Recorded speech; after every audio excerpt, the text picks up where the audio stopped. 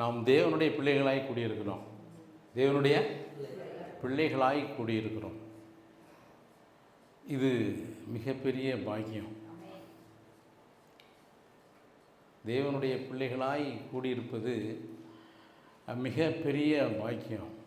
அதுவும் ஒருமனப்பட்டு அவருடைய சமூகத்தில் அவரை மகிமைப்படுத்தி, அவரை துதித்து, அவரை உயர்த்தி, அவரை பாடி, அவருடைய பிரசன்னத்தில் இருப்பது கிடைக்கக்கூடாத சிலாக்கியம். பணம் கொடுத்து இது என்ன செய்ய முடியாது, வாங்க முடியாது. உலகத்தில் எத்தனையோ காரியங்களை பணம் கொடுத்து வாங்கிடலாம். முதல்வர் பதவிக்கு பணம் கொடுத்து வாங்குகிறாங்க, எம்எல்ஏவுக்கு பணம் கொடுத்து வாங்குகிறாங்க. ஆனால் தேவனுடைய பிள்ளை என்பதை பணம் கொடுத்து வாங்க முடியாது. இது அவர் கிருபையாய் நமக்கு தந்த ஈவு. சரியா? கிருபையாய் நமக்கு தந்த ஈவு. அப்போ நாம் எவ்வளவு நன்றியுடையவர்களாய் இருக்க வேண்டும், எவ்வளவு நன்றியுடையவர்களாய் இருக்க வேண்டும். அதை நாம் தான் உணர வேண்டும். இவ்வளவு நன்றியுடையவர்களாய் நாம் அவருடைய சமூகத்திற்கு வர வேண்டும். அதுதான் இந்த நாளில் நான் கேட்டபோது வரும்போது எனக்கு ஆண்டவர் பேசின ஒரு வார்த்தை நான் உங்களுக்கு காண்பிக்க விரும்புகிறேன். உன்னத பாட்டு 4ஆம் அதிகாரம் 7ஆம் வசனம் படிங்க. உன்னத பாட்டின் புஸ்தகம். என் பிரியமே நீ பூரண ரூபவதி, உன்னில் பழுது ஒன்றும் இல்லை. ஒரு மணவாளன் ஒரு மணவாட்டியை பார்த்து சொல்கிற ஒரு வார்த்தை, உன்னில் பழுது ஒன்றும் இல்லை, நீ ரூபவதி. இது பழைய ஏற்பாட்டில் சாலமோன் சொன்னது. சரியா? சாலமோன் எழுதின காரியம். புதிய ஏற்பாட்டில் சாலமோனிலும் பெரியவர், சாலமோனிலும் பெரியவர் அவன் சொல்கிறான், உன்னில் பழுது ஒன்றுமில்லை, நீ பூரண ரூபவதி அப்படின்னு சொல்லி அவன் சொல்கிறான். இது புதிய ஏற்பாட்டுக்கு நிழலாகும். இதெல்லாம் நமக்கு நிழல். புதிய ஏற்பாட்டில் என்ன தெரியுமா? எபேசியர்கள் நிறுவம் 5ஆம் அதிகாரம் 26, 27 படிங்க. நாம்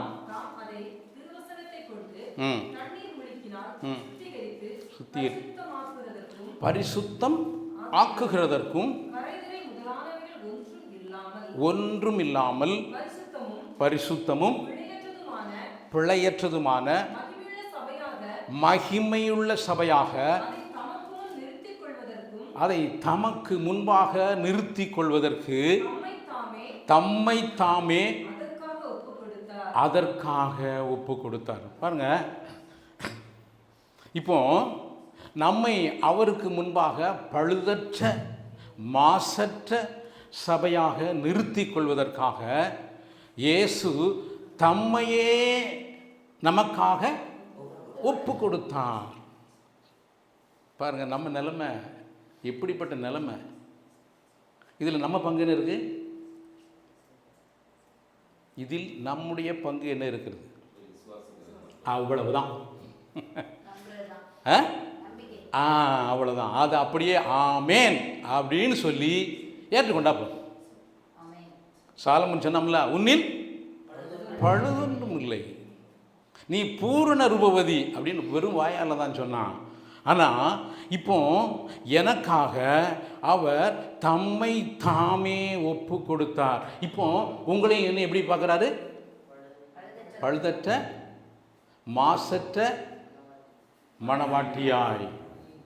இப்படி நாம் நம்மை பார்க்கிறோமா? யாருக்கு முன்னாடி? மணவாளனாகிய கிறிஸ்துவுக்கு முன்னாடி நீங்கள் அப்படி நிற்கிறீர்கள். இப்படித்தான் அவர் பார்க்கிறார். இதை பார்ப்பதற்கு நம்முடைய மனக்கண்களில் செய்யப்படணும், திறக்கப்பட வேண்டும். இந்த மனக்கண்கள் திறக்கப்பட்டால் உங்களுடைய நிலை என்ன? யார் உங்களை எப்படி பார்த்தாலும் சரி, யார் உங்களை எப்படி பார்த்தாலும் சரி, ஆனால் உங்களுக்காக கிரயம் கொடுத்தது யார்? இயேசு கிரயம் கொடுத்தார். இதை நம்புவது மட்டும்தான் நம்முடைய வேலை. இதை நம்பி அவரை நாம் துதிக்கும் போது எப்போதும் நம்பி அவரை துதிக்கணும். அதில் 99 இல்லை, 100%. எத்தனை சதவீதம்? 100% நம்பி துதிக்கணும். அப்படி துதித்து பாருங்கள், இடைவிடாமல் துதித்து பாருங்கள். அவர் எப்படி உங்களை பார்க்கிறார் என்பதை யோசித்து பாருங்கள். உங்கள் வாழ்க்கை அதற்கேற்றாற்போல் மாறும். அதற்கு ஏற்றாற்போல் மாறும். சரியா? இன்னொரு வசனத்தை உங்களுக்கு காண்பிக்கவா? எபிரேயர் 10:10.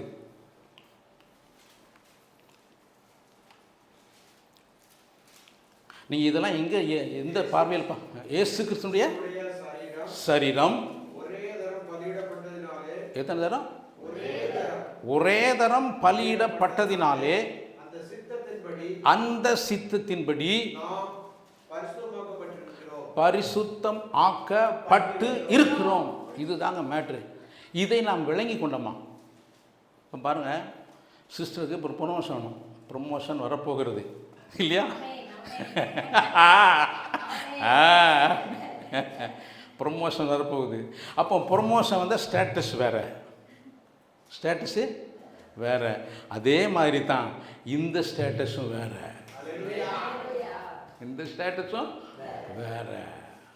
சரியா?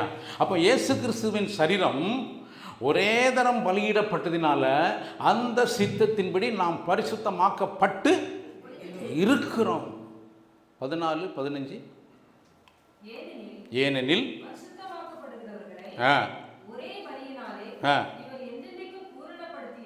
என்றென்றைக்கும் என்ன பண்ணி இருக்கிறாரு? ஹல்லேலூயா. ஒரு மணவாளன் ஒரு மணவாட்டியை தெரிந்தெடுத்துட்டோம்னா அடுத்தவன் குறை சொல்ல விட மாட்டான். உண்மையா இல்லையா? அப்போ உங்களுக்காக ரத்தம் சிந்தினவர், உங்களுக்காக பாடுபட்டவர் உங்களை குறை சொல்ல அனுமதிப்பாரா? ஆனால் அவன் நம்பலைன்னா அனுமதிப்பார். அடுத்த வசனம், இதை குறித்து எதை குறித்து? பூரணப்படுத்தினதை குறித்து பரிசுத்த ஆவியானவரும் யாருக்கு? நமக்கு தான் சாட்சி சொல்லுகிறார். அப்போ நீங்கள் எல்லாம் யாரு? நம்மெல்லாம் யாரு? பூரணமாக்கப்பட்டவர். உன்னில் பழுதொன்றும் இல்லை, உன்னில் பழுது ஒன்றும் இல்லை. இந்த பார்வை இருக்கா? இந்த பார்வையில் நீங்கள் எப்போதும் இருக்கணும். இப்படி இருக்கணும், எப்போதும் இருக்கணும். 1000 பேர் 1000 குறை சொன்னாலும் நீங்கள் யாரு? மணவாளன் உங்களை எப்படி பார்க்கிறார் என்பது தான் முக்கியம். நீங்கள் பார்த்துருக்கீங்களா? சில கல்யாணத்தில் பார்த்தீங்கன்னா மாப்பிள்ளைக்கும் பொண்ணுக்கும் சம்மந்தமே இருக்காது. இதுக்கு இந்த பொண்ணா அப்படின்னு சொல்லுவாங்க. ஆனால் அந்த மாப்பிள்ளையும் அந்த பொண்ணுக்கு தான் பிடிச்சிருக்கும், அந்த பொண்ணுக்கு அந்த மாப்பிள்ளை தான் பிடிச்சிருக்கும். ஆனால் ஒரு பெரிய வசதியான வீட்டு பொண்ணு, நல்ல எல்லாம் காரு பங்களாலாம் இருக்குது. ஆனால் அந்த பொண்ணு ஒரு கஷ்டப்பட்ட பையனை விரும்பிட்டுனா, ஆனால் பெற்றோர்லாம் பார்க்குறாங்க. எங்கே பார்க்குறாங்க? பெரிய அந்த வசதிக்கு ஈக்குவலாக பார்க்குறாங்க. கல்யாணம் பண்ணி வைக்கணும்னு அவங்க பிரயாசப்படுறாங்க. ஆனால் அந்த பொண்ணுக்கு ஒரு ஏழை கஷ்டப்பட்ட பையனை பிடிச்சிருச்சுன்னு வைங்களேன், எங்கள் வீட்டில் மாதிரி வைங்களேன், அந்த பொண்ணுக்கு எது கஷ்டமாக இருக்கும், எது ஈஸியாக இருக்கும்? பணக்கார வீட்டில் உள்ள பொண்ணை வீட்டு பார்க்காங்க. ஆனால் ஒரு ஏழை பையனை விரும்பிட்டான். இவளுக்கு எது ஒரு பாதுகாப்பான இடமா தெரியும்? பிடிச்சிருக்கு. அதுமாரி தான் ஆண்டவர் உங்களுக்கு பிடிச்சிருக்கு. ஆண்டவருக்கு நம்மளை பிடிச்சிருக்கு. உண்மையா இல்லையா? ரோமர் 5:8.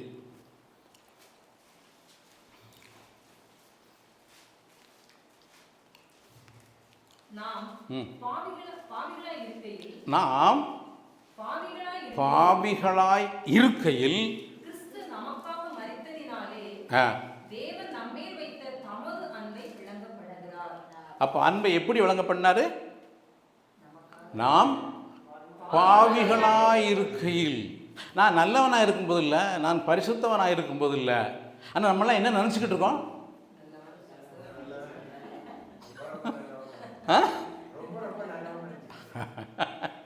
அப்படி இல்லை. இதை புரிஞ்சுக்கிட்டோம்னா நம்ம வாழ்க்கை எளிதாக இருக்கும். நம்ம மற்றவங்களையும் நியாயம் தீர்க்க முடியாது. மற்றவங்களையும் என்ன செய்ய முடியாது, குறை பார்க்கவே முடியாது. நான் அவனை விட கொஞ்சம் பரவாயில்ல, அவங்கள விட கொஞ்சம் நாட்டு தாழ்மை இருக்குது, நான் அவங்கள விட கொஞ்சம் நீதிமான் சொல்ல முடியுமா? முடியவே முடியாது. பிரியமானவர்களே, நாம் பாவிகளாக இருக்கையில் கிறிஸ்து நமக்காக மரித்ததினாலே வைத்த அன்பை விளங்க பண்ணுகிறார். அப்போ நான் நல்லவனாக இருக்கும்போது அன்பு வைத்தாரு, பாவியாக இருக்கும்போது. இதை யோசித்து பாருங்களேன், இதை யோசித்து பாருங்கள். எப்போ யோசிக்கணும் தெரியுமா? அந்த உன்னத பாட்டில் வாஸ்தவமில்லை, அந்த வசனம் திரும்ப பண்ணிய, என் பிரியமே நீ பூரண ரூபவதி, உன்னில் பழுது ஒன்றுமில்லை. இது தனியாக சொல்லுவானா 4 பேர் முன்னாடி சொல்லுவதுதான் பார்த்தியா? தனியாக சொல்லு. அப்போ நம்முடைய ஜெபம், நம்முடைய ஐக்கியம் தனியாக இருக்கணுமா? எப்படி? அப்படி இருக்கணும். தனியாக நீங்கள் ஜெபிக்கணும், தனியாக அந்த வார்த்தையை தியானிக்கணும், தனியாக நீங்களும் அவரும் இருக்கணும். இந்த வார்த்தையை சொல்லும்போது மணவாளன் மணவாட்டி கல்யாணத்தில் கூட்டம் இருக்கும். ஆனால் எங்கே கணவனும் மனைவியும் தனியாக இருக்காங்களோ அங்கே தான் இந்த வார்த்தையை பேச முடியும். சரியா? எல்லா இடத்துலையும் எல்லா வார்த்தையும் என்ன செய்ய முடியாது, பேச முடியாது. அப்போ அவர் உன்னை மணவாட்டி என்று சொல்லணும்னா எப்போ போகணும்? தனியாக தான். அப்போ நீங்கள் யாருடைய அபிப்பிராயத்தையும் தூக்கி தூரி எறியணும். யாருடைய அபிப்பிராயத்தையும் தூக்கி தூரி எறியணும். அப்போம்னா தான் சொல்ல முடியும். நீங்கள் வேறு யாருடைய அபிப்பிராயத்தை கேட்டிங்கன்னா நீங்கள் சொல்லவே முடியாது. என்னடா பிசாசு உங்களை சொல்ல விடுவானா? உங்களை சொல்ல விடவே மாட்டான். உங்கள்கிட்ட 1000 குறை சொல்லுவான். இருக்குது உண்மைதான். ஆனால் வசனம் சொல்லுது, நாம் அந்த ரோமர் 5:7 படிங்க.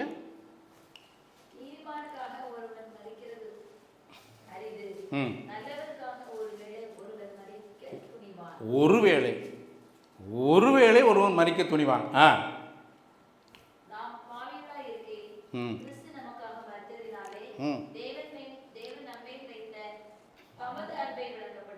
இப்போ யாருடைய அன்பு ஃபஸ்ட்டு? நம்மளாம் என்ன நினச்சிக்கிட்டு இருக்கோம்?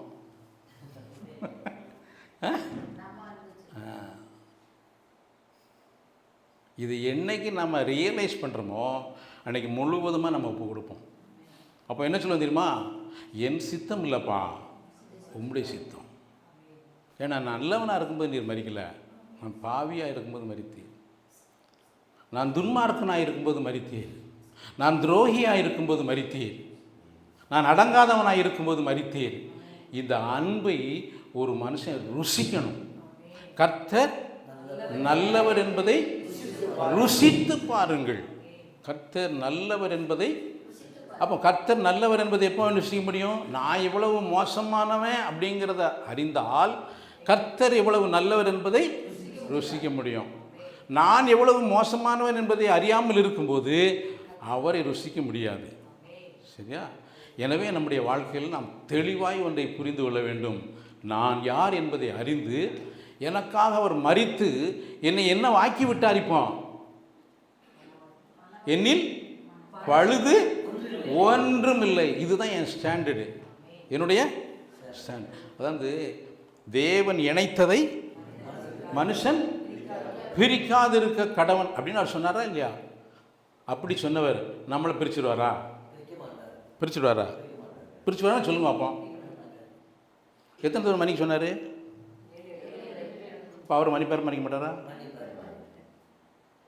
அப்போ 7 மணிக்கு செஞ்சுட்டார்ல, அப்போ 7 பாவம் செய்யுமா? செய்ய மாட்டோம்ல. விளங்கிச்சா? விளங்கிச்சாலும் இல்லையா?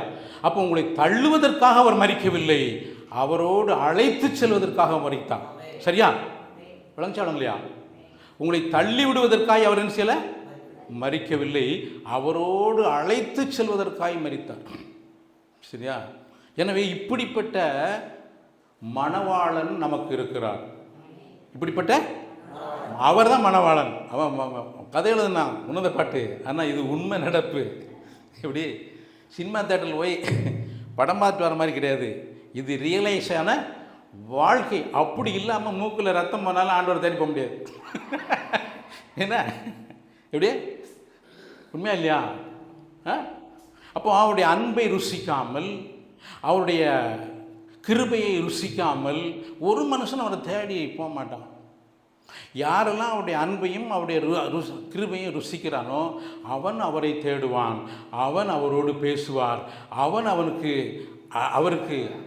அவர் அடைக்கலமாக இருப்பார். சங்கீதத்தில் ஒரு வாசனமே, கர்த்தர் நல்லவர் என்பதை ருசித்து பாருங்கள். அப்போ அது என்ன செய்யணும்? என்ன செய்யணும்? ருசிக்க வேண்டும். ருசிக்கணும், விசுவாசிக்கணும். ருசிக்கணும்னா என்ன செய்யணும்? ருசிக்கணும். ஊறுகாயை தொட்டு சாப்பிடணும், குழம்பை ஊற்றி சாப்பிடணும் இல்லையா? மோரை ஊற்றி சாப்பிடணும். ஆனால் மோரை தொட்டு ஊறுகாயை ஊற்றியெல்லாம் சாப்பிட முடியாது. அதே மாதிரி கர்த்தரை என்ன செய்யணும்? ருசிக்கணும். நல்ல எப்படி ருசிக்கணுமோ அப்படி ருசிக்கணும். அப்போ எப்படி ருசிக்கணும்? நான் பாவியாக இருக்கும்போது எனக்காக மரித்து தமது அன்பை விளங்க பண்ணினீரே அப்படின்னு அவர்கிட்ட நீங்கள் பேசணும். எப்போ பேசியிருக்கோமா? அப்படி பேசி அவர்கிட்ட நீங்கள் தனியாய் நன்றி சொல்லணும். மணிக்கணக்காக நன்றி சொல்லணும். ஒரு நன்றி இல்லை, மணிக்கணக்காய் அவருடைய சமூகத்தில் நன்றி சொல்ல வேண்டும். அப்போ அங்கே வந்து கணவனோ மனைவியோ பிள்ளைகளோ அங்கே யாரும் வரக்கூடாது, நீங்களும் அவரும் தான். அப்படி இருக்கும்போது பிரியமானவர்களே, அந்த அன்பை நாம் ருசிக்க முடியும். சங்கீதம் 145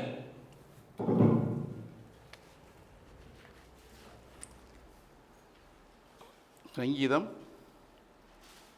145 9 படிங்க. கர்த்தர் எல்லார் மேலும் தயவுள்ளவர். பாருங்க, அவருடைய இறக்கம் எல்லா கிரியும். ஆனால் எல்லாரும் உணர்றோமா? கர்த்தர் எல்லார் மேலும் தயவுள்ளவர். எல்லாரும் தயவு உணர்றவங்களா? உணர மாட்டாங்க. எப்படி தெரியுமா? புரித மாதிரி சொல்கிறேன். எல்லா கல்லும் சிற்பமாவது, எல்லா மலரும் மாலையாவது, எல்லா தானியமும் விதையாவது, அது மாதிரி எல்லாரும் இதை ருசிக்க மாட்டார்கள். எல்லாரும் ருசிக்க மாட்டாங்க. ஆனால் எல்லாருமே இப்படித்தான் இருக்காரு. எல்லா பூவும் மணக்கத்தான் செய்யும், ஆனால் எல்லாரும் அப்போ இப்படி எத்தனை பேர் ருசிக்கிறோம்? கர்த்தரை நாம் ருசிக்க வேண்டும் பிரியமானவர்களே. அதுதான் அவர் சொன்னார். 1 பேதுரு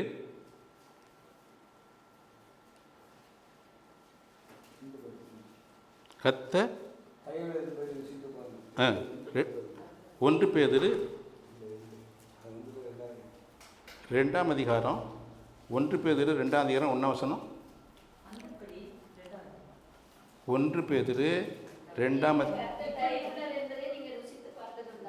கர்த்தர் தயவுள்ளவர் என்பதை ருசி பார்த்தது உண்டானால் சகலவித துர்க்குணத்தையும் சகலவித கபடம் சகலவித வஞ்சகம்,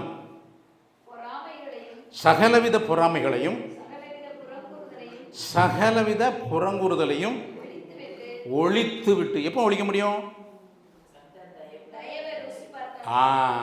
அப்போ அந்த தயவுள்ளவர் என்பதை ருசி பார்த்தால் இதெல்லாம் என்ன செஞ்சிருவான்? ஒழிச்சிடும். இதை ருசிக்காட்ட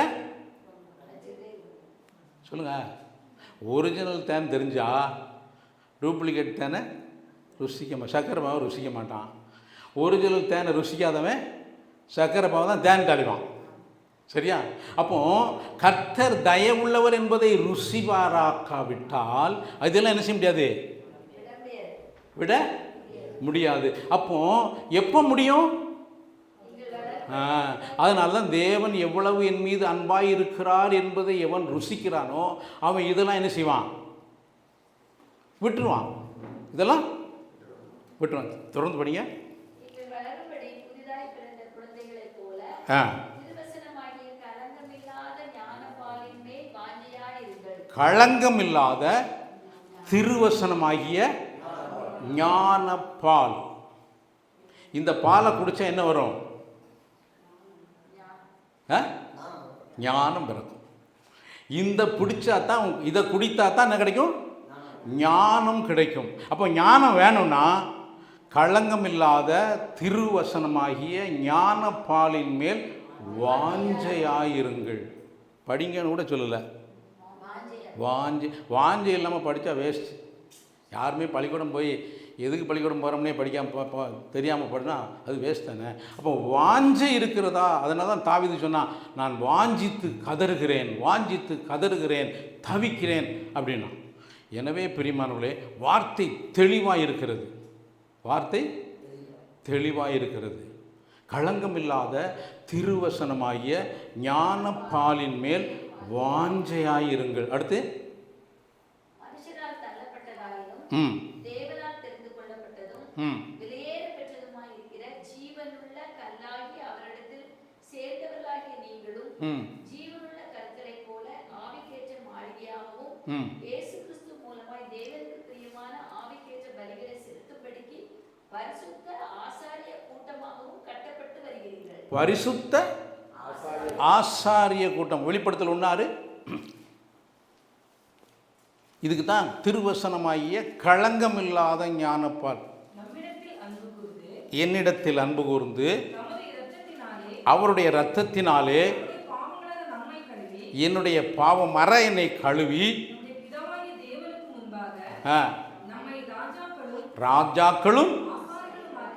ராஜாக்களும் ஆசாரியர்களும் ஆக்கின. யோவான்னு சொல்றார் பாருங்க. அது பேதுரு சொன்னார். இது யார் சொல்றா? யோவான்னு சொல்றார். அப்போஸ்தலர் 2 பேருமே சொல்லிட்டாங்க, நம்ம யாரு? ராஜாக்களும் ஆசாரியர்களும். யார் கிடையாது? பாவி கிடையாது. அந்த ஸ்டேட்டஸ் போயிடுச்சு. கல்யாணம் ஆகிட்டா கன்னிப்பெண் கிடையாது. அவன் மனைவி. அவன் யாரு? மனைவி. இந்த இடத்த நீங்கள் தக்க வைக்கணும், இந்த இடத்த அசை போட வேண்டும், இந்த இடத்த நிலைநிறுத்த வேண்டும். அதுக்கு தான் அந்த காலத்தில் அவள் கல்யாணம் பண்ண பிறகு அவளுக்கு சில உணர்வு இல்லாமல் போயிருந்தான், தாலியே கட்டி விட்டான். சரியா? தாலி கட்டினுடைய வழக்கம் வந்தது அப்படி தான். தாலி செயின், தாலி கயிறு எல்லாமே வந்த காரணம் அதுதான். மற்றவங்க பார்க்கும்போதும் இவன் யார்? கல்யாணம் பண்ண பொண்ணு. அதே மாதிரி தான் அதுக்கு அடையாளமாக தான் நாம் என்ன செய்கிறோம்? ஞான ஸ்நானம் வாங்குகிறோம். சரியா? என்ன ஸ்நானம்? ஞான ஸ்நானம். ஞானம் பெற்று ஸ்நானம் வாங்குகிறோம். இப்போ யார்? நம்ம யார்? அவருடைய மணவாட்டி. உங்கள் பையனுக்கு ஒரு கல்யாணம் ஆகி பொண்ணு வந்தால் எப்படி இருக்கணும்னு நினைப்போம் இல்லையா? இப்படி அவருக்கு மணவாட்டியாக நம்ம வாழணும். அவருக்கு மணவாட்டியாக வாழ்வதற்கு அப்போ தான் அவள் விரும்புவா. அவருக்கு என்ன பிடிக்கும்? கல்யாணம் பண்ணவா எப்படின்னு ஒருத்தனுக்கு பிடிக்கும். அப்போ கல்யாணம் பண்ணாமல் ஒருத்தி அவருக்கு பிடிக்கும், என்ன பிடிக்கும்னு வாழ்ந்தான்னா அது தப்பு. ஆனால் கல்யாணம் பண்ண பிறகு அவருக்கு என்ன பிடிக்கும்னு வாழணும்னா அது தப்பு. கரெக்டாக? இப்போ நான் இயேசு கிறிஸ்துவுக்கு என்னை அவருடைய இரத்தத்தினாலே என்னை பரிசுத்தமாக்கி என்னை மீட்டு கொண்டார் என்பதை அறிந்த பின்பு, அவருடைய தயையை ருசி பார்த்த பின்பு அவருக்கு எது பிடிக்கும் அப்படின்னு நான் நினைக்கலன்னா தப்பு என்கிட்ட இருக்கு. சரியா? ஆனால் என்னைக்கு நான் அந்த தயையை ருசி பார்த்தேனோ அதுக்கப்புறம் என் சிந்தை எப்படி இருக்கணும்? அவருக்கு என்ன பிடிக்கும்? அவருக்கு என்ன பிடிக்கும்? எபிரேயர்கள் நிருபம் 9ஆம் அதிகாரம் 28.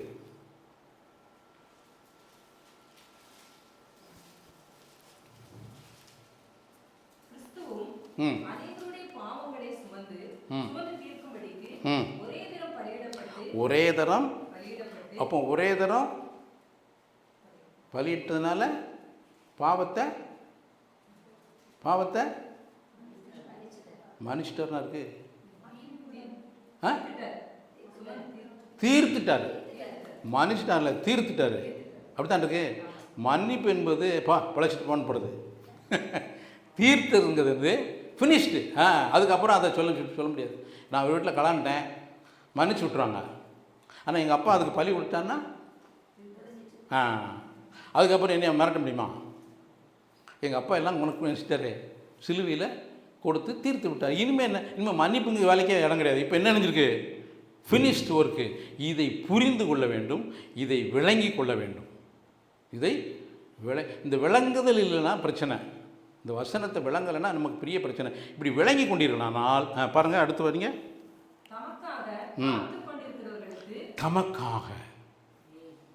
தமக்காக காத்து கொண்டிருக்கிறவர்களுக்கு ரட்சிப்பை அருளும்படி. இப்போ யாருக்காக தரிசனமாவாரு?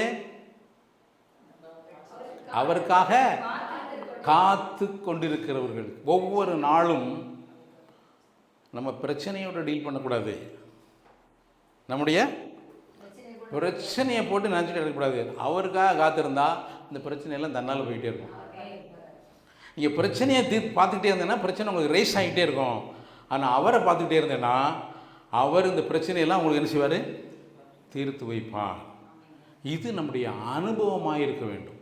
இது ஆனால் இது எப்போ வாய்க்கும் அப்படின்னா, வசனம் நம்முடைய இருதயத்தில் எந்த அளவுக்கு நம்முடைய ஆத்மாவில் பலனாகிறதோ அந்த அளவுக்கு நம்முடைய உள்ளான மனுஷன், ஆவிக்குரிய மனுஷன் பலமாவான். அது தனிப்பட்ட உறவே தவிர கூட்டு கிடையாது. இப்படி ஜெபிக்கிறது நல்லது. ஆனால் இது நீங்கள் தனிப்பட்ட விதத்தில் வந்து இப்படி வரும்போது எப்படி இருக்கும்? ஆனால் இங்கே வந்து பூஸ்ட் ஆகக்கூடாது. ஏற்கனவே நம்ம நினைஞ்சிடணும், பூஸ்ட் ஆகி வரணும். சிஸ்டர் வந்தாங்களா, நீங்கள் ரட்சிக்கப்பட்டு எப்போ சிஸ்டர்? நீங்கள் ரட்சிக்கப்பட்டது எப்போ? 12 வருஷம் ஆச்சா? 18. 2018 ரட்சிக்கப்பட்டீங்க. வருஷம் எத்தனை ஆச்சு? 8 வருஷம் ஆச்சு. 8 வருஷம் முடியல இல்லையா? 18 வருஷம் ஆச்சா? ஆனால் அவங்களுக்கு 2 பிள்ளைங்க. அந்த 2 பிள்ளையும் யாக்கோபும் யோவானும் மாதிரி இருக்கணும்னு ஆசைப்பட்டு கடும் பிரயாசப்பட்டு வராங்க. கடும் பிரயாசம்.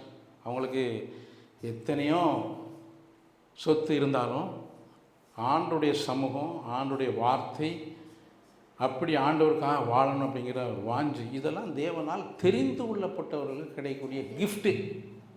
எல்லோரும் கிடையாது, அது மட்டும் புரிஞ்சுங்க. இது யாருக்கு உண்டு? தேவனால் தெரிந்து கொள்ளப்பட்டவர்களுக்குரிய கிஃப்டாகும். அதுதான் சொன்னார் இயேசு. அநேக நீதிமான்களும் ராஜாக்களும் காணவும் கேட்கவும் விரும்பியும் அவர்களால் சேர்த்து கூடாமற் போயிட்டு உங்களுக்கும் இது அருளப்பட்டிருக்கிறது. என்ன பாக்கியம் தெரியுமா? இப்படி யாராவது காத்து கிடப்பாங்களா? இல்லாட்ட அவசியமா இப்படி காத்து கிடந்து ஜெபம் பண்ணால் தான் வேணுமா? அது எல்லோரும் வரமாட்டான். அது அவர்களுக்கு கிடைக்காது. இது நமக்கு கிடைத்திருக்கிற மிகப்பெரிய பாக்கியம். எனவே நம்முடைய கண்கள் திறக்கப்படுவதற்காக, நம்முடைய மனக்கண்கள் திறக்கப்படுவதற்காக கர்த்தர் நமக்கு கொடுத்திருக்கிற இது ஈவு பிரியமானவர்களே. இதை நாம் மிஸ்யூஸ் பண்ணக்கூடாது. என்ன செய்யணும்? யூஸ் பண்ணிக்கொள்ளணும். இதை பயன்படுத்தி கொள்ளும். அதுதான் சொன்னார், நாட்கள் பொல்லாதவைகள் ஆனபடினால் காலத்தை பிரயோஜனப்படுத்தி கொள்ளுங்கள். அதான் தமக்காக காத்து கொண்டிருக்கிறவர்களுக்கு, எல்லாருக்கும் அல்ல. இன்றைக்கி எனக்கு அது நடக்கணும், இது நடக்கணும், நான் அவருக்காக காத்துங்க, எல்லாம் நடக்கும். என் வாழ்க்கையில் நடந்தது. எனக்கு ப்ரமோஷனே வர வாய்ப்பே இல்லை. ப்ரமோஷன் வர்றதுக்கு வாய்ப்பே இல்லை.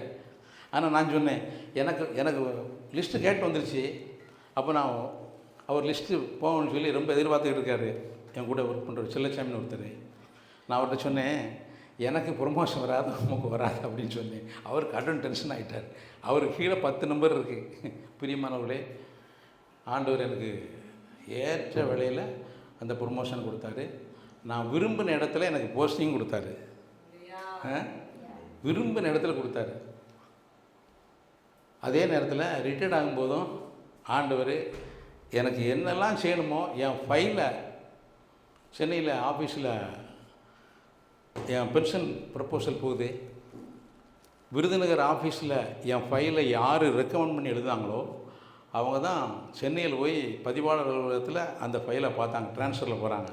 அப்போ என் ஃபைலை பார்க்கறதுக்கும் ஆளுக்கு என்ன செய்ய வேண்டாம், தேடி அலைய வேண்டாம். அப்படி ஆண்டவர் செய்கிறார். அதான் சொன்னார், முதலாவது தேவனுடைய ராஜ்யத்தையும் அவருடைய நீதியையும் தேடுங்கள், அப்பொழுது இவைகளெல்லாம் உங்களுக்கு கூட கொடுக்கப்படும். சொன்னாங்க, நசல் கொண்டதை கொடுக்காத, பெஸ்ட்டை கொடு. அவர் நசல் கொண்டதை வாங்க மாட்டார். என் மருமகன்ட்ட இன்றைக்கி ஃபோன் பண்ணி சொன்னேன். என் மருமகன்ட்ட, என் மகளை கட்டினவர்கிட்ட ஃபோன் பண்ணி சொன்னேன். அவங்க கொஞ்சம் வசதியானவங்க. அப்போ நான் சொன்னேன், உங்கள்கிட்ட வசதி இருக்குங்கிறதுக்காண்டி காணிக்க கொடுக்காங்க, தியாகத்தோடு கொடுங்கன்னு சொன்னேன். எப்படி? தியாகத்தோடு காணிக்க கொடுங்க. என்கிட்ட வசதி இருக்குங்கிறதுக்காண்டி என்ன செய்யாதுங்க, வசதி இருக்குன்னு கொடுத்தா நமக்கு பெருமை இருக்கும். தியாகம் இருந்தால் அங்கே என்ன இருக்காது, அன்பு இருக்கும். தியாகம் இருந்தால் என்ன இருக்கும்? ஆண்டவர் காணிக்கையை பார்க்கறதில்ல, காணிக்கைக்கு பின்னாடி என்ன இருக்குன்னு பார்க்காரு. எத்தனை குழந்தைச்சு காணிக்கைக்கு பின்னாடி என்ன இருக்குன்னு பார்க்காரு. ஆண்டவருக்கு நன்றி சொன்னோம்னா, இவன் நன்றி சொல்லுதானே. நான் ஒரு சம்பவம் எங்கள் திருநெல்வேலியில் ஒர்க் பண்ணிகிட்டு இருக்கும்போது, நான் கூட்டுறவுத்துறையில் பால் வளத்துறையில் ஒர்க் பண்ணேன். அப்போது செங்கோட்டையில் பால் சொசைட்டியில் கொண்டு வந்து கருப்பசாமி பண்ணியை கூப்பிட்டு ஒரு ஃபங்க்ஷன் வச்சு, அது சும்மா தற்செயலான ஒரு ஃபங்க்ஷன். இது அரசு விழா இல்லை. இவங்களை ஏற்படுத்தி அந்த மினிஸ்டர் எங்கள் கருப்பசாமி பாண்டி எங்கள் கையில் இருக்கார் அப்படின்னு மற்றவங்களுக்கு என்ன செய்யணும், காண்பிக்கவங்களுக்காண்டி ஒரு ஃபங்க்ஷன் வச்சாங்க. அது என்ன தெரியுமா, பால் பண்ணையில் உள்ள பால் ஊற்றுறவங்களுக்கு போனஸ் கொடுப்பாங்கள்ல, அந்த போனஸை கொடுக்கறத அவரை வச்சு கொடுக்க வச்சாங்க. அப்படின்னா மற்றவங்களுக்கு பார்க்கும்போதெல்லாம் எப்படி இருக்கும், இப்போ பெரிய ஆளுங்க இருக்கார். அவர் வந்தவொன்னு முதல்ல என்ன கேட்டார் தெரியுமா, என்ன நோக்கத்தோடு என்னையை கூப்பிட்டேன்னு கேட்டார். எப்படி, என்ன நோக்கத்தோடு இந்த விழாவுக்கு என்னை அழைத்தீர்கள் கேட்டார். நான் என்ன செய்யணும், என்ன அவங்கெல்லாம் இவங்க நினச்சாங்க. ஆனால் அவர் பாயிண்ட்டை பிடிச்சார். இவரே இப்படி பாயிண்ட் பிடிப்பார்னா அவர் எப்படி பிடிப்பார்? யோவான் 2:22-23 படிங்க.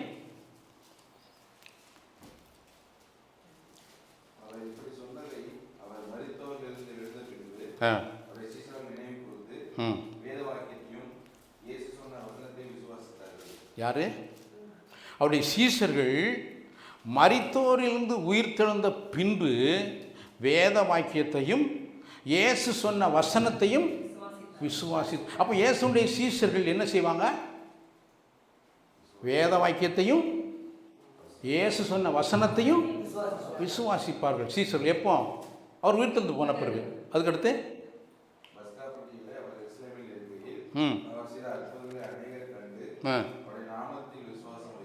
அற்புதங்களை கண்டு அவருடைய நாமத்தில் அநேகர் விசுவாசம் வைத்தார்கள். அப்படி இருந்தும் நம்பி அற்புதம் செஞ்சாரா? அற்புதம் செஞ்சார். எல்லாரையும் நம்பி இணங்க மாட்டார். இன்றைக்கு உங்களையும் என்னையும் நம்பி அற்புதம் செய்வார். நம்பி இணங்குவாரா? நம்பி இணங்கணும்னா என்ன செய்யணும்? வசனத்தை விசுவாசிக்கணும். லூக்கா 6:22 படிங்க. லூக்கா 6:22.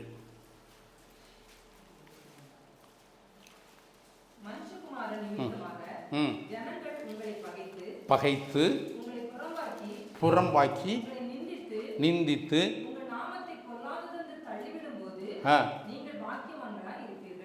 இது ஏற்றுக்கிடுவோமா? இதுதான் மணவாட்டிக்குரியது. இது யாருக்குரியது? மணவாளனை ஏற்றுக்கிடலை, மணவாட்டியும் ஏற்றுக்கிட மாட்டாங்க. இப்போ என்ன செய்யுங்க? அடுத்த வசனம் பண்ணிங்க. என்ன அடியிலே? என்ன அடியிலே? இப்படி தள்ளும்போது உள் நாமத்தை, ஆனால் இப்போ சந்தோஷப்பட்டு களி கூறுங்கள். அப்போ நம்ம பலனை எங்கே வச்சுருக்கணும்?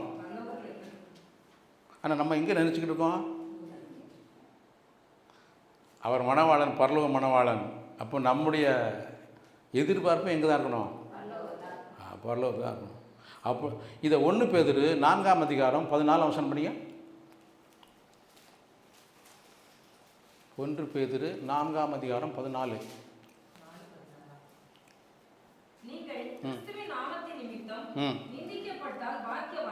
அல்லேலூயா. எப்போ பாக்கியவான்கள்? கிறிஸ்துவின் நாமத்தின் நிமித்தம் நிந்திக்கப்பட்டால் பாக்கியவான்கள். வேறு நாம களவான்ட்டு சண்டை போட்டு யார்கிட்டையாவது வம்புக்கு போயிட்டு அப்படிலாம் கிடையாது. கிறிஸ்துவின் நாமத்தின் நிமித்தம் நிந்திக்கப்பட்டால் பாக்கியவான்கள். ஏனென்றால் ஹல்லேலூயா. பாயிண்ட் புரியுதா? என்னது?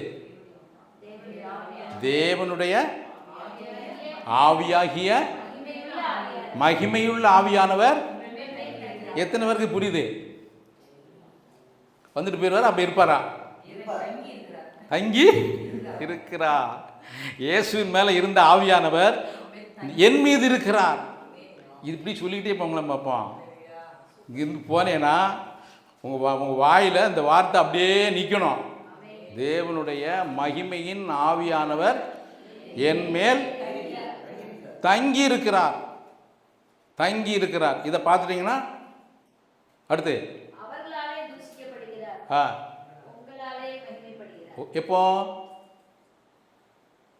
கிறிஸ்துவின் நாமத்தின் நிமித்தம் நிந்திக்கப்படும் போது, கிறிஸ்துவின் நாமத்திற்காக நாம் பாடுபடும் போது, நமக்காக பாடு இல்லை, நமக்காக பாடுபட்டுட்டு அதெல்லாம் சொல்லக்கூடாது. இயேசுவுக்காக ஊழியம் செய்யும்போது, இயேசுவின் நாமத்திற்காக நாம் வைராக்கியமாக இருக்கும்போது, இயேசுவின் நாமத்தின் நிமித்தம் நாம் பாடுபடும் போது இப்படி இருக்க முடியுமா? அப்படி இருப்போமானால் அவங்க தான் மனவாட்டிங்க. சாதாரணமாக சொல்லப்போனால் எபேசியர்கள் நிறுவம் 5ஆம் அதிகாரம் 26, 27 படிங்க. 5ல் 32, 33.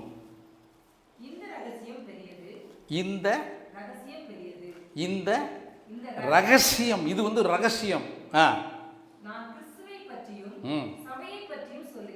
சபையை பற்றியும் சொல்லுகிறேன். அப்போ கிறிஸ்துவையும் பற்றியும் சபையை பற்றியும் சொல்லுகிறேன். இது என்னது? ரகசியம்.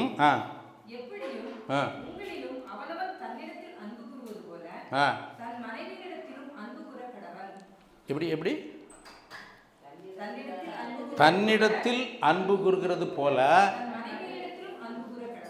இப்போ நம்ம கணவன்மாரெலாம் இருக்கோம், கணவன்மார் இருக்கோம், நமக்கு என்ன கட்டளை? தன்னிடத்தில் தன் மனைவியினிடத்திலும். அப்படின்னா கிறிஸ்து அவரிடத்தில் அன்பு கூறுகிறது போல அவர் என்னிடத்தில் அன்பு கூறுகிறார். அல்லேலூயா. விளங்குச்சா விளங்கலையா? விளங்குதா விளங்கலையா? இப்போ கிறிஸ்து என்னில் என்ன செய்கிறாரு? அப்பா நீர் என்னிடத்தில் அன்பு கூறுகிறீர், உண்மையில் அன்பு கூறுகிறது போல என்னில் அன்பு கூறு இப்படி சொல்லுமா? இப்படி சொல்லி ஜெபம் பண்ணி பாருங்களேன். இந்த வசனத்தை சொல்லி சொல்லி என்ன செய்யணும்? ஜெபம் பண்ணணும். அப்போ உங்களுக்கு என்ன செய்யும்? சிஸ்டர் சொன்னாங்க, வசனத்தை படிக்கும்போது, வசனத்தை கேட்கும்போது என்ன வரும்? விசுவாசம் வரும். இப்போ விசுவாசம் வரணும்னா வசனத்தை நீங்கள் பேசும்போது உங்களுக்கு என்ன வரும்? வசனம் கேட்கும்போது விசுவாசம் வரும். சும்மா விசுவாசம் விசுவாசம் விசுவாசம் விசுவாசம்னு எழுதி வச்சுட்டு வாசிச்சேன்னா விசுவாசம் வராது. ஆனால் வசனத்தை படிக்க படிக்க என்ன வரும்? விசுவாசம் வரும். அடுத்து படிங்க.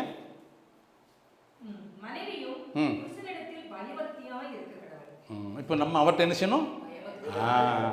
அவர் அன்பு கூறுகிறார், நாம் பயபக்தியாக இருந்தால் போதும். பயபக்தின்னு என்ன? அவருக்கு என்ன பிடிக்குமோ அவ்வளோதான். அவர் என்ன பிடிக்காதோ அதை செய்யக்கூடாது. இது கட்டளையா அன்பா? இதுதான் இதுதான் அவர் விரும்புகிறார். அதுதான் பேசுனாங்க, உன்னில் பழுதொன்றும் இல்லை, நீ பூரண ரூபவதி.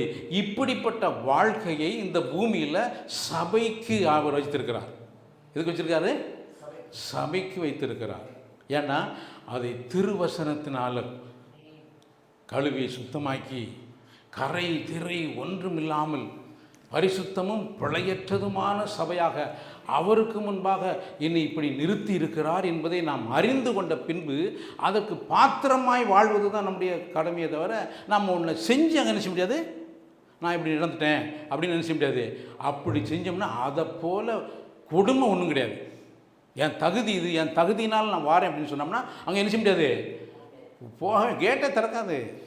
உன்னை பற்றி எனக்கு நல்லா தெரியும் அப்படின்னு சொல்லி அனுப்பிடுவார். ஆனால் இதை புரிஞ்சுக்கிட்டோம்னா நாம் தைரியமாய் கிருபாசனத்தண்டையில் கிட்டி சேர்வோம். அது கிருபாசனம், அங்கே அது கிரியை கிடையாது, அது கிருபாசனம். நாம் நன்றினால நாம் அங்கே அவருடைய சமூகத்துக்கு நாம் என்ன செய்ய முடியும், போக முடியும். 5:31 படிங்க.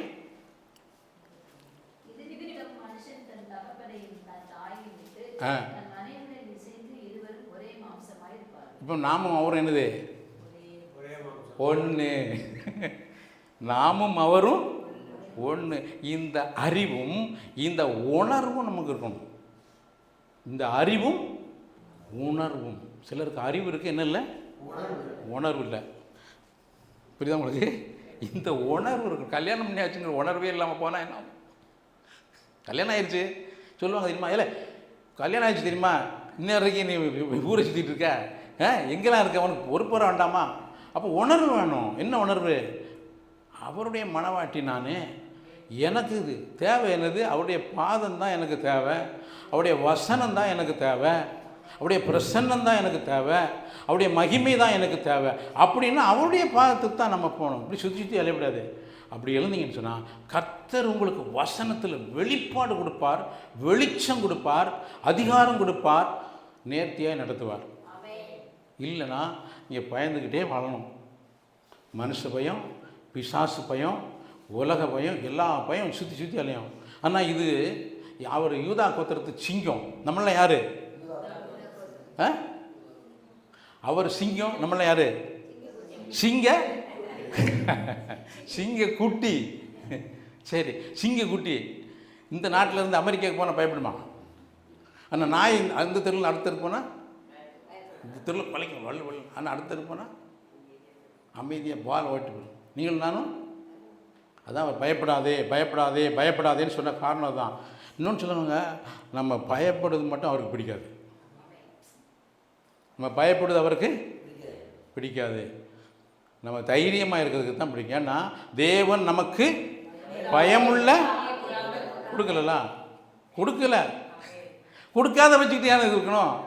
அவிய கொடாமல் பலமும் அன்பும் தெளிந்த புத்தியமுள்ள ஆவியையே கொடுத்திருக்கிறார். ஆவியை இல்லை, ஆவியையே கொடுத்திருக்கிறார். இதை நீங்கள் அவர்கிட்ட பேசணும்.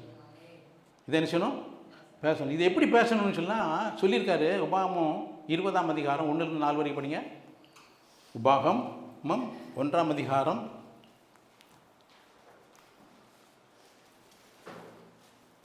20ஆம் அதிகாரம் 1-4 வரைக்கும். உபாகமம் 20ஆம் அதிகாரம். உன் சத்துருக்களுக்காக எதிராக. அப்போ என்ன உண்டு? சத்துருவும் உண்டு, யுத்தமும் உண்டு. நல்லா புரிஞ்சுக்கோங்க. கிறிஸ்தவ வாழ்க்கையில் சத்துரு இல்லைன்னு கிடையாது, உண்டு, யுத்தமும் உண்டு.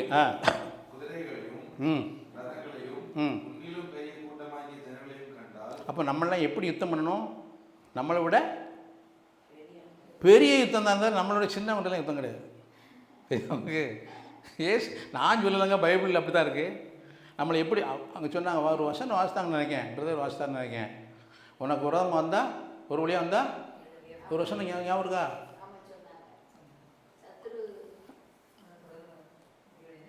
தேடியும் காணாதிருப்பாய், தேடியும். அடுத்து அந்த வசனம் படிங்க. படிங்க, அந்த இது படிங்க. உபாகமம் 20 கண்டால்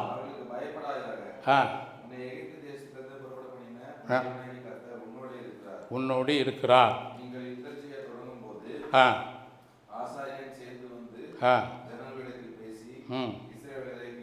கேளுங்கள். உங்கள் இருதயம், அதாவது யுத்தம்னு மனுஷனுக்கு இருதயம் என்ன செய்யும்? பயப்படும். நீ பயப்படக்கூடாது அப்படிங்கிறதுல அவர் ரொம்ப கவனமாக இருக்கார். எத்தனை பேருக்கு புரியுது? பயப்படவே கூடாதுங்கிறதுக்கு அவர் ரொம்ப கவனமாக இருக்கார்.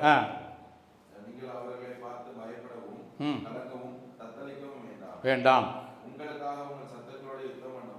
எனக்காக என் சத்துருக்களோட யுத்தம் பண்ணவும், என்னை ரட்சிக்கவும் என்னோட கூட வருகிறவர்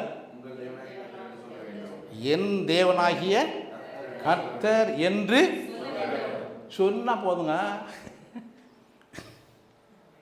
இதை நீ சொல்லுவீங்களா? நான் இதை சொல்லிக்கிட்டே இருக்கேன். எனக்காக என் சத்துருக்களோட யுத்தம் பண்ண எனக்கு மனுஷர் சத்துருவு கிடையாது, அதையும் சொல்லிடணும். நீங்கள் நினச்சிக்கிடக்கூடாது எனக்கு மனுஷர் சத்துருவே கிடையாது. ஏன் தெரியுமா? அதையும் புரிஞ்சுக்கணும். ஏன் மனுஷர் நமக்கு சத்துரு கிடையாதுங்கிறது அது புரிஞ்சுக்கிட்டேன்னா ஈஸி. அந்த ஆத்துமா எங்கேருந்து வந்தது? பெருது எப்படி நமக்கு சத்து போட முடியும்? நம்ம வேணா அவங்க சத்துருவா நினச்சி போட்டோம். அவங்க ஆத்மா எங்கேருந்து வந்தது? தேவனுக்கு வந்தது. நம்ம ஆத்மா எங்கேருந்து வந்தது? அப்போ நம்ம எப்படி சத்துருவா நினைக்க முடியும்? புதிய ஏற்பாட்டில் நமக்கு சத்துரு நம்முடைய மாம்சம்தான். சரியா? நம்முடைய மாம்சம்தான் நமக்கு சத்துருவை தவிர மனுஷர்கள் நமக்கு சத்துரு கிடையாது. நீங்கள் மனுஷரை சத்துருவா நீங்கள் நினச்சிங்கன்னா உங்கள் மாம்சம் சத்துருவா உங்களுக்கு என்ன செய்யாது? தெரியாது. அப்போ இப்படி சொல்ல சொல்ல சொல்ல சொல்ல உங்கள் வாழ்க்கையில் வெற்றி இருக்கிறது. இப்போ பாருங்கள், இப்போ அவர் என்ன சொல்றாரு? எகிப்திலிருந்து உங்களை விடுவித்த கர்த்தர் உங்களோடு இருக்கிறார் அப்படின்னா, இப்போ ரோமர் 5:8 சொன்ன கர்த்தர் எப்போ? நான் பாவியாக இருக்கும்போது கிறிஸ்து எனக்காக மரித்ததினாலே அவருடைய அன்பை எனக்கு விளங்க பண்ணினார்னா, இப்போ நான் அதை விசுவாசிக்கும் போது அந்த அன்பு பெருகுமா அப்படியே இருக்குமா? பெருகும் பெருகும். அப்போ அந்த அன்பின் பெருக்கத்தன்மை பார்த்துருக்கோமா? அந்த அன்பின் பெருக்கத்தன்மை பார்த்துருக்கோமா? இதை உணர்றோமா? இதை உணர்ந்தீங்கன்னா நீங்கள் நன்றி செலுத்தாமல் இருக்க முடியாது, துதி செலுத்தாமல் இருக்க முடியாது. நீங்கள் அடுத்த கட்டத்துக்கு போகணும், அடுத்த கட்டத்துக்கு போகணும். எனவே நம்முடைய வாழ்க்கையில் ஒரு கணவன் ஒரு மனைவியை எப்படி நேசிக்கிறான் என்பதற்கு அடையாளம் கிறிஸ்து தான். யாரு? வேற யாரும் மாதிரியும் கிடையாது. ஒரு கணவன் ஒரு மனைவியை நேசிக்கிறான் அப்படின்னா யார் தான்? கிறிஸ்து தான். அப்போ அப்படிப்பட்டவர்களுக்காக காத்து கொண்டிருக்காகத்தான் அவர் திரும்ப என்ன செய்ய போகிறாரு? வரப்போகிறார். எல்லாருக்காகவும் இல்லை. அந்த வசனம் திரும்ப படிங்க, 9 கடைசி. எபிரேயர்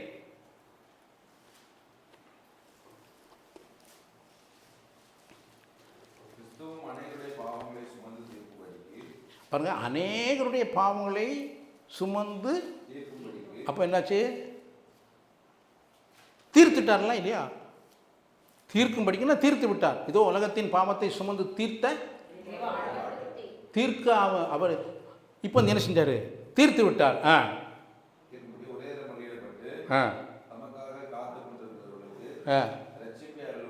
ரட்சிப்பை அருளும்படி. யாருக்கு? அவருக்காக காத்து கொண்டிருக்கிறவர்களுக்கு.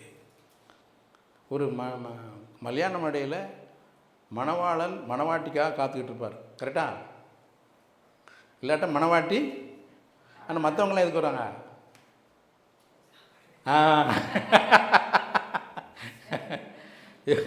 என்ன சாப்பாடு, என்ன சாப்பாடு, சாப்பாடு. ஆனால் இவங்களுக்கெல்லாம் சாப்பாட்டு பிரச்சனை, அவங்களுக்கு மணவாளன் மணவாட்டின்ற உறவு பிரச்சனை. பிரியமானவர்களே, நாம் எப்படிப்பட்ட உறவில் இருக்கிறோம், எப்படிப்பட்ட ஐக்கியத்தில் இருக்கிறோம். தூக்கம் பிரச்சனை கிடையாது, சாப்பாடு பிரச்சனை கிடையாது. நமக்கெல்லாம் என்ன தான் பிரச்சனை? அவருடைய வார்த்தை தான் பிரச்சனை. அவருடைய வார்த்தைக்காக காத்திருக்கணும். லூக்கா 10 கடைசி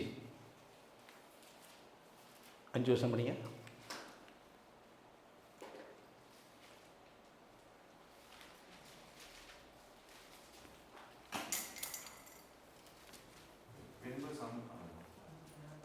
அதாவது அவர்கள் பிரயாணம் போகையில் அவர் ஒரு கிராமத்தில் பிரவேசித்தார்.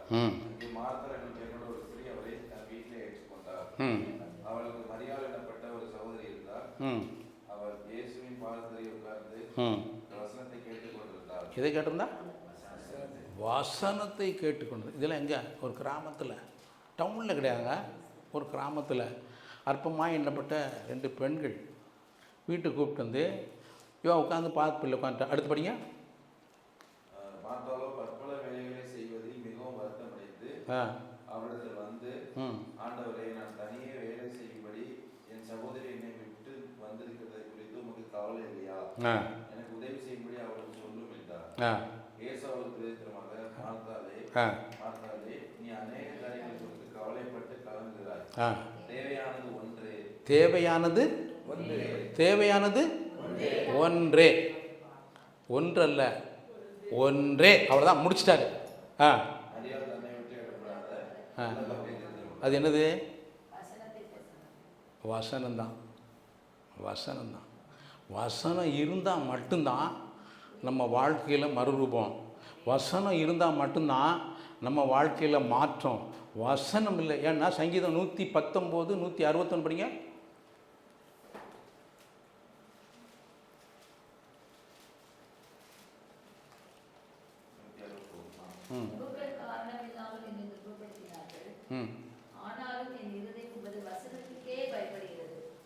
வசனத்திற்கே பிரபுக்கள் காரணமில்லாமல் என்னை துன்பப்படுத்துகிறார்கள், நானும் உம்முடைய அப்போ வசனம் உள்ளே இருக்குது. நம்ம பைபிள் மாதிரி அன்றைக்கி கிடையாது. அவன் உள்ளத்தில் வசனம் இருந்துச்சு, அதனால தான் பயந்தான். எனவே நாம் இப்படி வசனத்தை கேட்டு வசனத்துக்கு பயந்து வந்தோம்னா, வசனத்துக்கு பயந்தோம்னா இங்கே நம்ம எதுக்குமே பயப்பட வேண்டாம். ஆனால் வசனத்துக்கு பயப்படலைன்னா நாய் நரி வந்தால் கூட நம்ம பயப்படணும். சரியா? எனவே வசனத்தை மரியாதை போல் அந்த வசனத்தை நம்முடைய இருதயத்தில் ஏற்றுக்கொள்வோம், அந்த வசனத்துக்கு பயப்படுவோம், உலகத்தில் பயம் இல்லாமல் வாழ்வோம். ஆமென், ஆமென்.